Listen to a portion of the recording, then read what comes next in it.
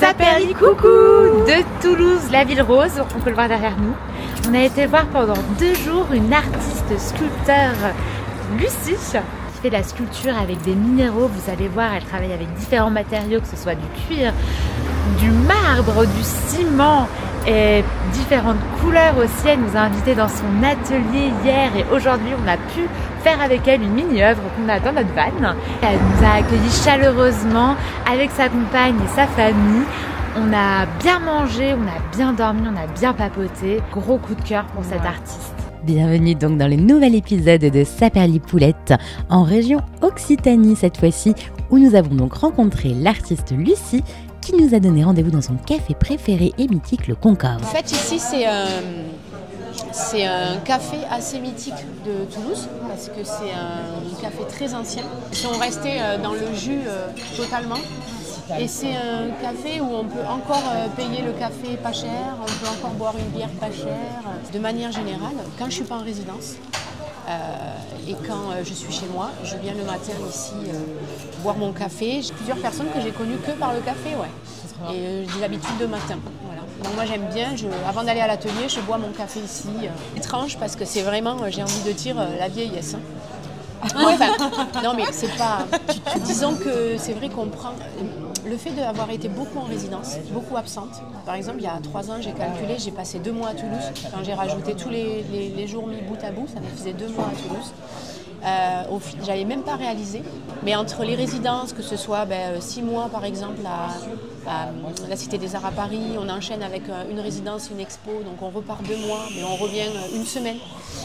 Et comme ça, en fait, on ne se rend pas compte, mais on a moins d'ancrage quelque part. C'est hyper important d'avoir son petit... c'est pas un quotidien, mais enfin si, c'est un petit quotidien à soi. Et c'est vrai que là, j'ai moins de déplacements. Et je retrouve ça et c'est un bonheur. Mais quand on est tout le temps en mouvement, on ne se rend pas compte des manques. On construit. Moi, quand je vais en résidence, j'amène mes choses. Je vais amener 2-3 livres que j'aime bien, pas forcément pour les lire, mais parce que j'aime les avoir avec moi.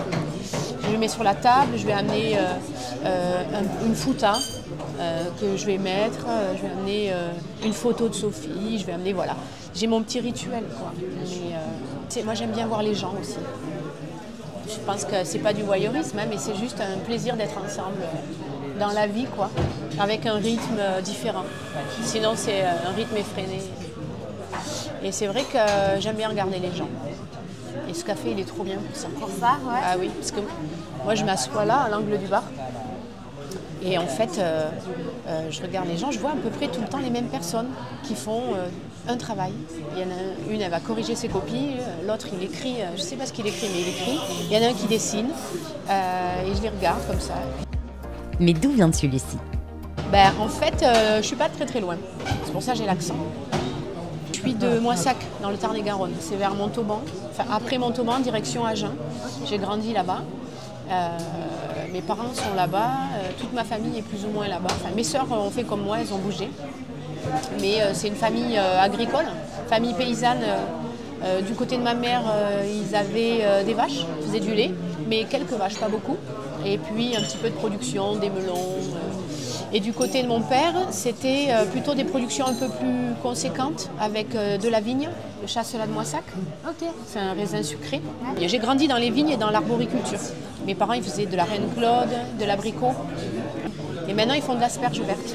D'accord. Parce que mes parents, ils nous ont toujours, avec mes sœurs, on a cette puissance-là finalement, parce que ça donne beaucoup de force. Ils nous ont toujours laissé faire ce qu'on voulait. C'est-à-dire qu'à partir du moment où ils avaient confiance, ils sentaient qu'on allait s'investir, parce qu'ils nous faisaient quand même passer le petit truc de l'engagement quand même, par rapport à soi. Donc si ça s'était réglé, on pouvait aller dans n'importe quel domaine. Donc moi, ils ont capté vraiment, donc au lycée par exemple, j'ai pris option en plastique parce qu'il n'y avait pas grand-chose qui m'intéressait à part le sport. Moi je voulais faire sportif de haut niveau, voilà, je pensais que judo. Mais à cet âge-là, à un moment donné, j'avais une petite défaillance à un genou. Et donc j'ai ralenti un petit peu et je me suis dit qu'est-ce que je ferais si jamais je ne faisais pas le sport. En effet, l'agriculture m'intéressait. Mais je le gardais derrière, dans un coin de ma tête. Et en fait, j'ai fait lycée art plastique. Et là, j'ai compris que ça me plaisait beaucoup, mais sans savoir que j'allais vraiment faire ça. Je me suis laissée porter. Il fallait que j'ai le bac. Et l'école ne m'allait pas du tout. J'ai redoublé 2 fois. L'école, c'était vraiment pas du tout pour moi. Et j'y étais pas du tout heureuse. Et en fait, j'ai passé ce concours au lycée. Et je l'ai eu. Les concours des Beaux-Arts, dont j'aurais jamais imaginé d'ailleurs. En tout cas, moi j'ai été prise, je venais de ma campagne, j'avais pas grand-chose à voir avec l'art. Et au moment, ce qui s'est passé, c'est que c'est en terminale, on m'a fait découvrir le travail de Gordon Matta-Clark. Là, j'ai eu une révélation. Là, je me suis dit, mais en fait, ce mec, il est avec sa disqueuse, il coupe des maisons, il fait passer la lumière et ça devient de la sculpture, ça devient de la peinture. Enfin, je me suis dit, mais c'est ça l'art. Et là, j'ai dit, ah, mais c'est ça l'art. J'ai dit, mais en fait, je veux faire de l'art. En fait, moi, quand je suis avec mon père, que je fais des coups, qui m'apprend à faire de la tronçonneuse, ou que je déplace une remorque de tracteur, et que j'aime les traces, tout ça dans l'herbe et tout. Et tout ça, je l'avais en tête à moi. Et j'ai dit, mais c'est ça que je veux faire, en fait. En fait, je veux faire de l'art. Et là, c'était parti. Mais comment es-tu passée du judo à l'art? J'ai commencé, j'avais 5 ans et demi. Et j'en ai toujours fait. Quasiment. Le jour où j'ai arrêté, j'ai eu presque 1 an, pas de DEP, mais enfin, j'avais vraiment le seum. J'étais là, waouh. J'ai évacué l'idée de plus aller sur un tatami, mais ce rapport au corps. Ouais. Et c'est là que je me suis plus mis dans la sculpture. Je me suis plus mis par rapport au mouvement, du coup. J'ai un rapport à la matière, j'ai un rapport au corps dans le faire. Et dans mon travail artistique, c'est très important. Parce qu'aussi j'ai un rapport à l'environnement, à la nature, aux matériaux. Mais ça me vient quand même, ce rapport au corps, ça me vient du judo. C'est évident. Même le tatami, pour moi, c'est comme un paysage. Quand on est allongé sur un tatami, avec les couleurs, on a un changement d'échelle, on a une ligne d'horizon. C'est hallucinant, quoi. Il y a tout un truc que je connecte beaucoup au judo dans mon travail artistique. De comment j'ai construit mon regard. Nous grimpons ensuite dans le camion de Lucie pour aller un peu plus loin chez elle, où elle nous montre toutes ses inspirations et certains de ses anciens carnets croquis.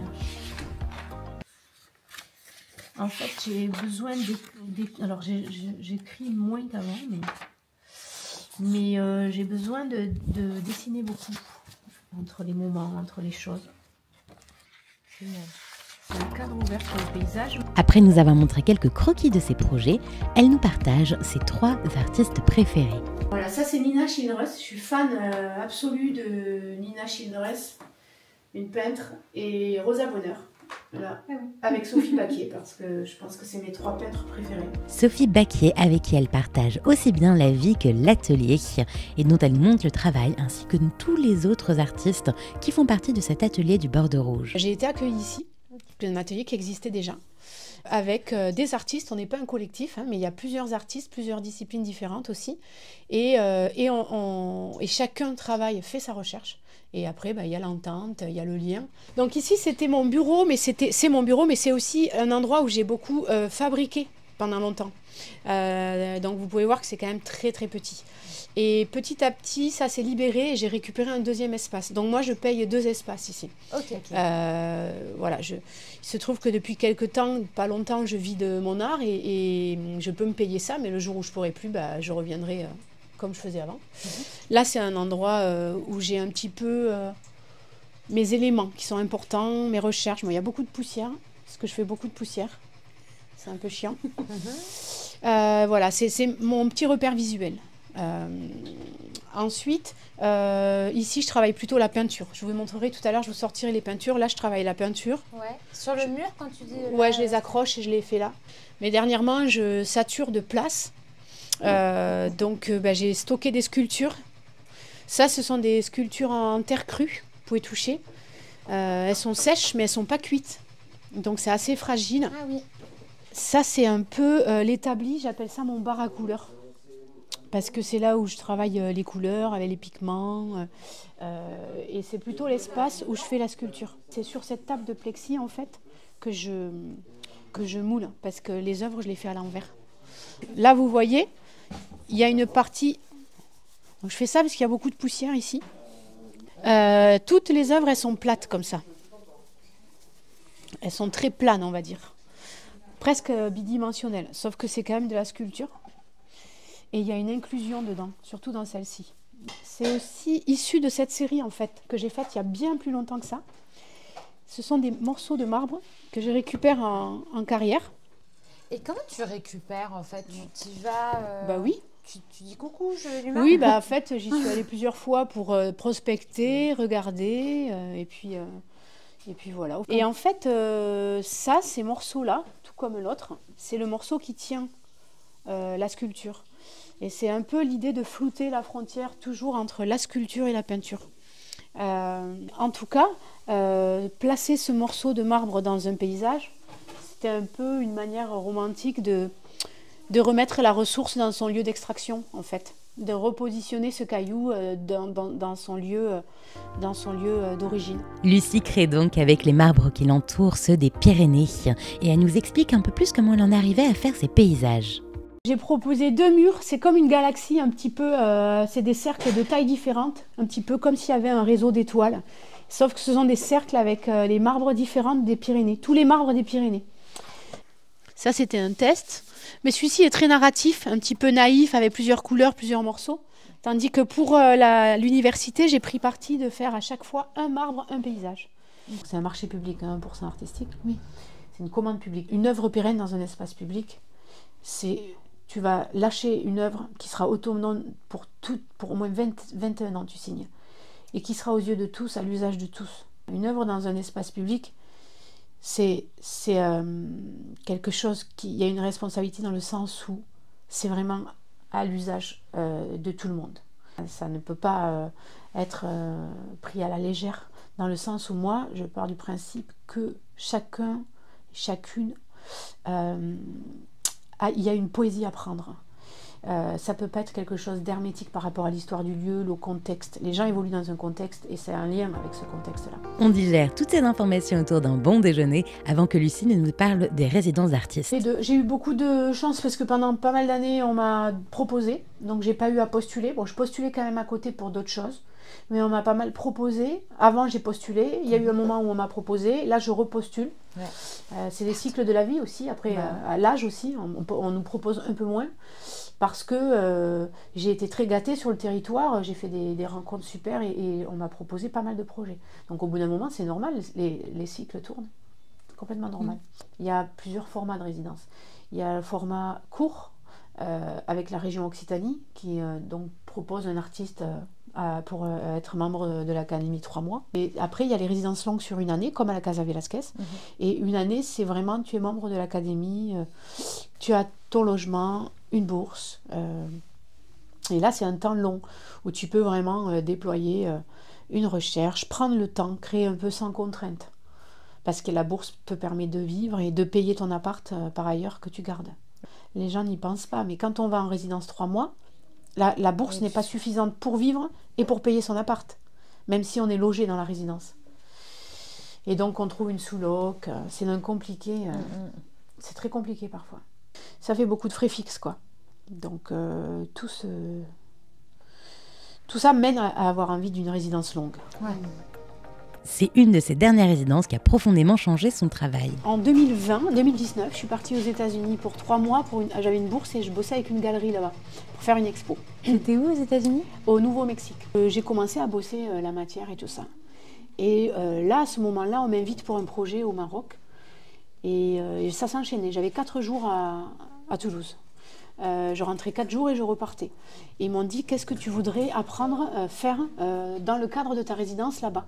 Donc j'ai dit, en fait, ce qui m'intéresserait, c'est de fabriquer, d'apprendre à fabriquer, à teinter dans la masse, vraiment, à faire des carreaux de ciment. Donc, ok. Merde, c'est pas ça. Ils ont trouvé un endroit. Il se trouve que maintenant, je suis super copine avec le mec qui tient ce lieu de fabrication, qui s'appelle Younes. Et donc, j'y suis allée une première fois. Et ça s'est très bien passé. J'ai appris les techniques. En même temps, assez rapidement, en voyant les techniques, je me suis rendu compte que ça pouvait se transposer, se déplacer, que ces gestes artisanaux pouvaient glisser pour se libérer de toute fonctionnalité et faire des œuvres d'art. Donc ça, c'est un carreau de ciment. Vous connaissez, il y en a dans toutes les vieilles maisons. Et un carreau de ciment, en fait, ce morceau, il est cassé, on voit dans la tranche. Hop, si je le retourne comme ça, on a une partie colorée. Et après, on a une partie cimante. cimenté, j'allais dire. Ah, la colorée n'est pas la même en Non, fait non, que non. matière. Et vous allez comprendre pourquoi. Rien de mieux que de passer à l'action pour comprendre, mais on ne sait plus trop si on va faire de l'art ou de la cuisine. Bon alors là, il a un peu consolidé celui-là, mais pour faire du biscuit, c'est pas grave. Donc ça, c'est le biscuit, mais aussi je vais m'en servir pour faire la petite chape qui viendra au dos du tondeau, parce que là, du coup, je vais faire un tondeau, c'est-à-dire cette sculpture ronde qui s'accroche par l'arrière comme une peinture. Donc là, je vais faire les couleurs, puisque c'est les couleurs qu'on fait en premier. Et je vais préparer mon petit ami pour faire le biscuit. Donc ça, c'est mon bleu. Et il faut savoir que ma couleur, elle perd 20% à peu près, entre le mouillé et le sec. Okay. Et même un peu plus. Donc je prends un oxy de jaune en fait, pas un ocre parce que j'en ai pas. J'aime bien cette idée de la terre vraiment plus présente. Et je vais faire un petit rose. Voilà. J'ai un lien affectif avec ce gravat, on va dire, puisque c'est le mur de l'atelier, de l'ancien atelier de travail du père de Sophie. Sophie étant la plus ancienne des artistes de l'atelier ici à Bordeaux-Rouge. Et donc elle a retapé l'atelier de son père pour se faire un nouvel atelier de peinture. Et on a gardé des gravats du mur de l'ancien atelier de son père. Donc on va faire. Joli comme idée. On va faire avec celle-là. En général, je le place toujours dans l'idée où je visualise un peu un paysage. Ok.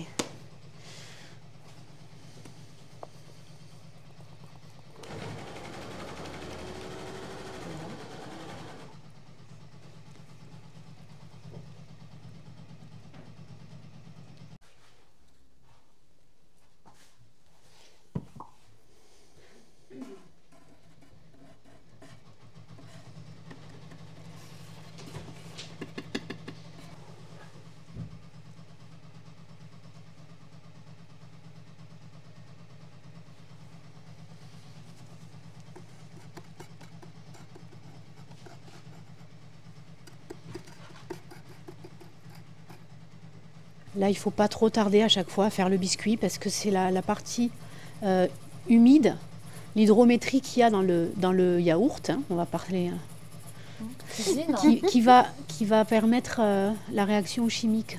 En fait, physiquement, pour les grandes quantités, les gros formats, j'y arrive pas seule. Je l'ai fait, je l'ai encore fait l'année dernière, mais parce que j'avais pas le choix et en fait, après, pendant 3 jours, j'ai plus de coffre. C'est...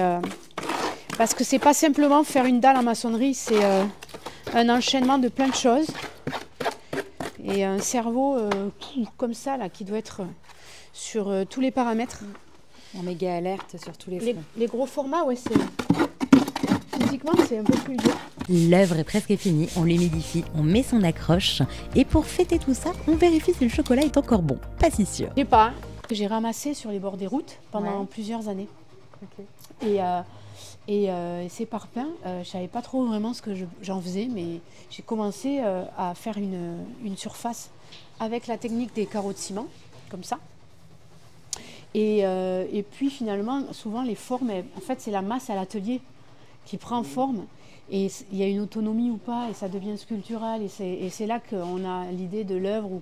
Voilà. Enfin, moi en tout cas, c'est en faisant, vraiment. Et donc j'ai fait plein de parpaings comme ça. Et au final... je les présente de manière différente. Ça s'appelle la ruine en action, ce mur. Et le dos, c'est complètement décharné. Ce qui m'intéressait moi, c'était qu'on ait aussi le dos du mur. Je le laisse brut, donc on a des surfaces complètement aléatoires et différentes. Et on a un dos complètement décharné. Et voilà. Et du coup, ça s'appelle la ruine en action parce que déjà, j'ai un problème avec le mot ruine. Parce que je trouve que ruine contemporaine, ça rime pas. C'est-à-dire que la ruine, il y a la notion du temps. Mais c'est que Lucie a encore plein de choses à nous montrer. J'étais en résidence dans un endroit invité par un centre d'art, le centre d'art de Lay à Albi. Et en fait, j'étais en résidence dans plusieurs entreprises qui travaillent sur le cuir. Okay. Groyer, c'est pas très loin d'ici. Ça a été la capitale presque mondiale du cuir. Hein. Il y a eu vraiment énormément de manufactures de cuir pendant des années. Et puis ça a chuté, le cuir est parti en Chine, tout a fermé. Et les gens, beaucoup de populations immigrées qui étaient venues pour faire ce qu'on appelle les postes de rivière, c'est les postes difficiles que personne ne voulait faire, c'est toujours les mêmes histoires qui se répètent, se sont retrouvés là-bas, c'est dans le Tarn, au milieu du Tarn. Et c'est une ville donc un peu sinistrée au niveau de de l'industrie, mais qui redémarre sur un petit peu cette envie vraiment de travailler le cuir avec un savoir-faire local qui est très implanté là-bas. Et puis, il faut savoir qu'en France, c'est interdit, mais même en Europe, hein, mais de tuer pour utiliser la peau des animaux, tuer les animaux pour leur peau. Okay. Donc, c'est des filières de réemploi de l'industrie agroalimentaire. Je savais pas du tout. Ouais. Voilà. En tout cas, moi, je me suis retrouvée là-dedans parce qu'on m'avait invitée pour faire un projet, une résidence, et j'avais une expo. Je me suis intéressée aux chutes, aux contreformes, aux patrons, qui me faisaient vraiment penser aux architectures abandonnées sur les bords de la rivière, du Dadou, exactement.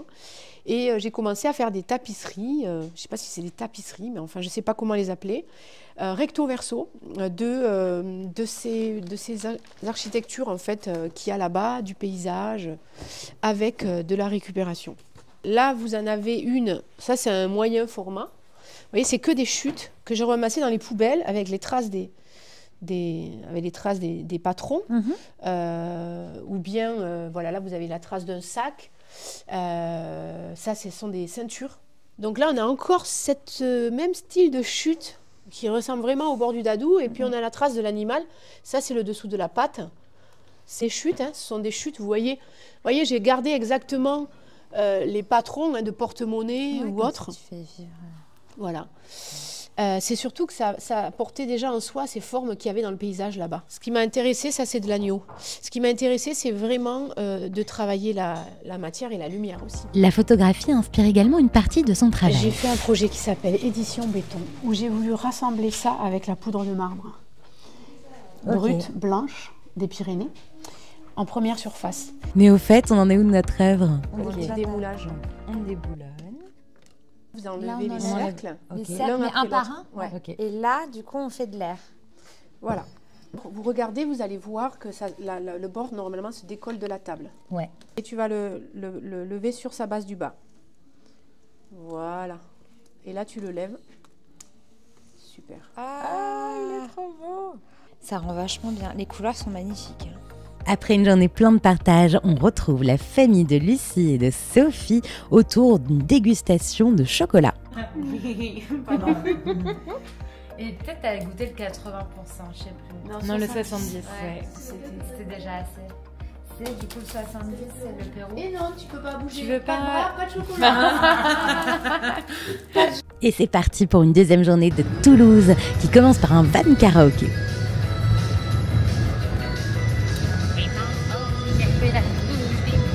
Ah, c'est les Beaux-Arts où Lucie a été. Salut Lucie. Après une belle balade dans Toulouse, Lucie a tenu à nous montrer un endroit qui lui est cher, la ferronnerie, où elle va régulièrement chiner des merveilles qui l'inspirent ou qui peuvent lui servir dans son travail. Nous y croisons également la guest star bien connue de la ferronnerie. Nous découvrons ensuite un autre lieu qui lui est cher, le lieu commun, dont elle est présidente. Nous existons depuis 2007, mais le projet dans sa complétude, on va dire, a démarré en 1997. Ici, c'est une ancienne chemiserie, voilà, d'où ma façon de m'habiller. En tout, il y a une dizaine d'artistes qui travaillent ici, certains en résidence, d'autres en atelier locatif. On fait aussi de la formation professionnelle pour les artistes, de la formation métier, transmettre des savoirs techniques à d'autres artistes, mais qui peuvent être la sérigraphie, le moulage, le modelage. On n'est pas un lieu monolithique, on s'appelle lieu commun, donc il faut parfois mériter son nom aussi. Donc ici on peut montrer, on montre évidemment de l'art contemporain, mais on y montre de la BD, on y fait des concerts, on accueille des danseurs en résidence, des comédies, enfin, des formes de spectacles vivants. Enfin, on a besoin, d'autant plus de nos jours, toujours, on a besoin de diversité. Enfin, il faut défendre la diversité et dans tous ces accès. Et bon, la culture, ça va, c'est pas l'endroit le plus risqué pour défendre la diversité, alors autant en profiter. C'est l'atelier commun. Du lieu commun, ouais, du lieu génial. Commun. Je vais tout allumer. En face, il y a un atelier où chaque année, on reçoit un ou une jeune artiste en résidence pendant 1 an. Ah Là, ouais, c'est une génial. artiste qui s'appelle Milena Meyer. Ah oui, Milena, c'est... Moi, j'essaie de ne pas rajouter d'objets au monde. C'est assez paradoxal quand on voit. Quand on arrive ici. Mais tout ce qui est ici a déjà eu une vie avant de passer entre mes mains et d'être simplement recouvert d'un fin voile de peinture. Tu as un lien avec Il Léo suffit à déplacer ces objets de là où ils viennent pour les poser dans le champ de l'art, on va dire. C'est un peu un piège parce que ce côté couleur cache quand même, il y a une mélancolie profonde qui, voilà, il y a plusieurs façons de lire et de s'immerger dans mon travail. Et j'essaie, quand je le montre, vraiment de prendre les spectateurs, c'est vraiment un monde dans son ensemble. Donc on peut mettre le fauteuil par là, comme ça vous avez la vue de Lycomène derrière. Et parce que du coup, ta première expo était à cet étage-là? Mon expo était en bas et en haut. Mais là j'avais démonté le plafond. C'est pour ça que ça peut être intéressant. Et puis le rapport à l'architecture c'est important pour moi. C'est dans ce lieu où tout a commencé que nous enregistrons le podcast et demandons à Lucie ce qu'elle aurait fait si elle n'était pas artiste. Je serais agricultrice. Ouais. Enfin, j'aurais une ferme, mais je serais paysanne. Ouais. Alors aujourd'hui, on ne sait plus si on dit paysan, agriculteur. Moi, je vois bien la différence, plus ou moins. Mais je ferais ça, ouais. Je travaillerais la terre. Ouais. C'est avec Lucie que se termine la mi-saison de Saperli Poulette. À tout vite pour de nouvelles aventures. Si vous avez aimé la vidéo, n'hésitez pas à vous abonner sur notre chaîne YouTube Saperli Poulette. Et pour embarquer avec nous avec encore plus d'immersion, rejoignez-nous sur notre page Instagram Saperli Poulette.